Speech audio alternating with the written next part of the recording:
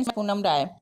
भक्तिन महादेवी वर्मा द्वारा लिखित इस पाठ के आखिरी पैराग्राफ को हम लोग पढ़ते हैं। भक्तिन के बारे में अब तक आप लोग बहुत कुछ जान चुके होंगे और बीच से जो क्वेश्चन पूछे जाते हैं पैराग्राफ के साथ वो हमने जितने बन सकते थे बता दिए। इनको ध्यान से पढ़िएगा और उसके बाद नोट्स आप तैयार करेंगे। भक्तिन के लिए महादेवी वर्मा जी कहती हैं कि सबका दुख उसे प्रभावित कर सकता है।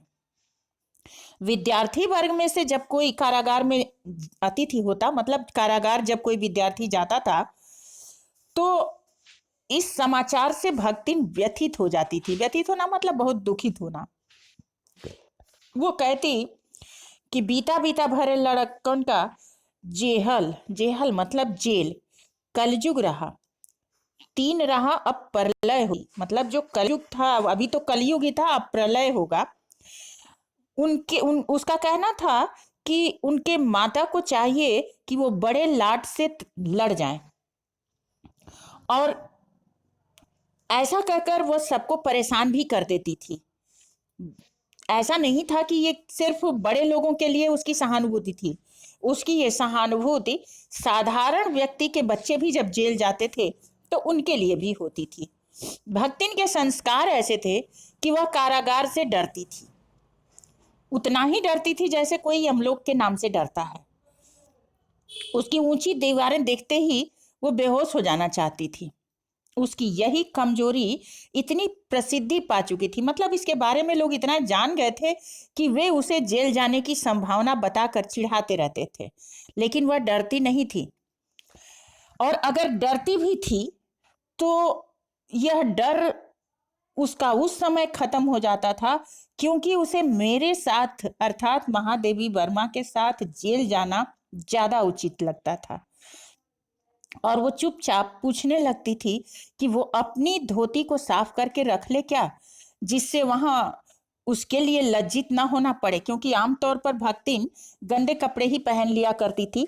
वो हफ्ते में एक बार कपड़े धुलती थी, रोज नहीं साफ करती थी, खंगाल देती थी, जिससे वो गंदे रहते थे।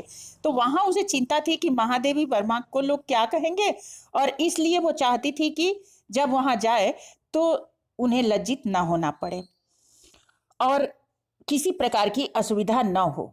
ऐसी किसी यात्रा में किसी को साथ ले जाने का अधिकार नहीं होता।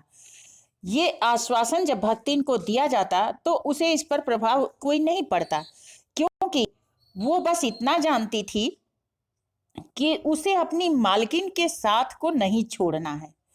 भला कोई ऐसा अंधेर कर सकता है कि मालिक और नौकर को अलग कर दे? इतना अन्याय तो कोई नहीं करेगा, पर पहाड़ के बराबर ये अन्याय है अगर नौकर को अकेले छोड़ दिया जाए तो।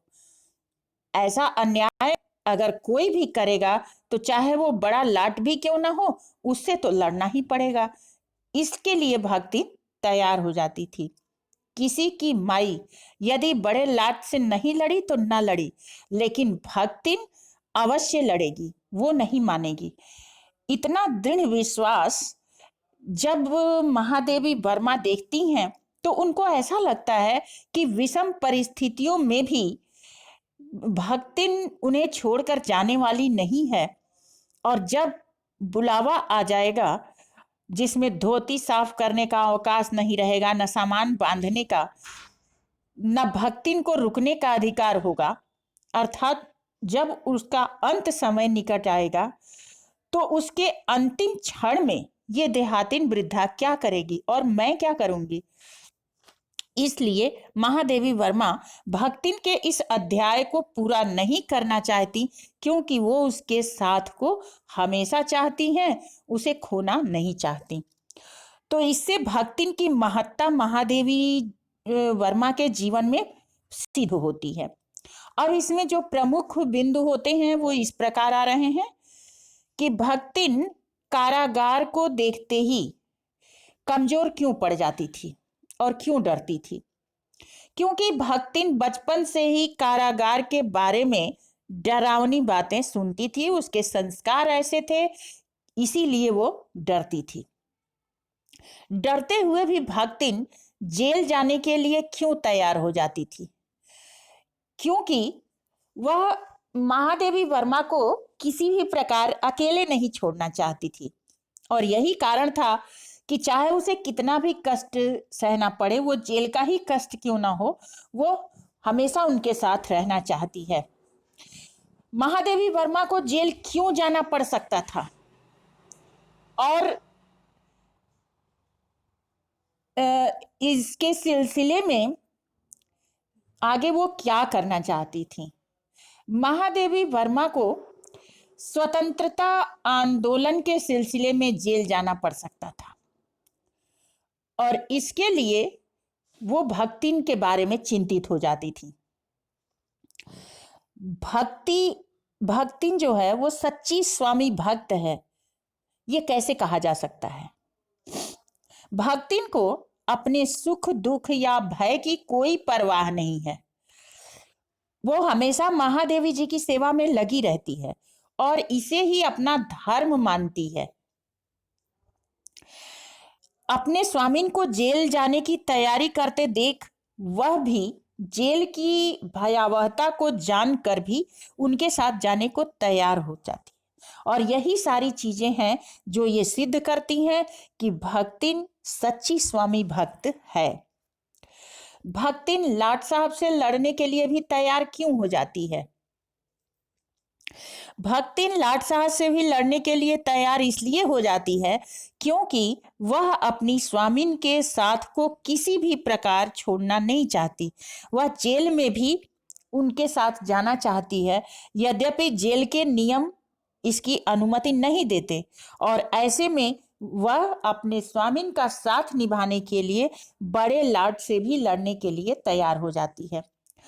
तो हनुमान के जैसी श्रद्धा रखने वाली इस भक्तिन के बारे में आपने पढ़ा। अब भक्तिन और हनुमान की तुलना महादेवी वर्मा ने क्यों की? क्योंकि जिस तत्परता से श्री राम के भक्त हनुमान सदा उनकी सेवा में लगे रहते थे, उसी प्रकार भक्तिन भी बिना अपने सुख दुख का ध्यान रखे, बिना रात दिन की चिंता किए अपनी स्वामिन के सेवा में लगी रहती थी, और यही समानता है जिसके कारण दोनों की तुलना महादेवी वर्मा ने की है। तो आज के लिए इतना ही काफी। नेक्स्ट वीडियो में कुछ और विषय वस्तु के साथ मिलते हैं, तब तक के लिए धन्यवाद।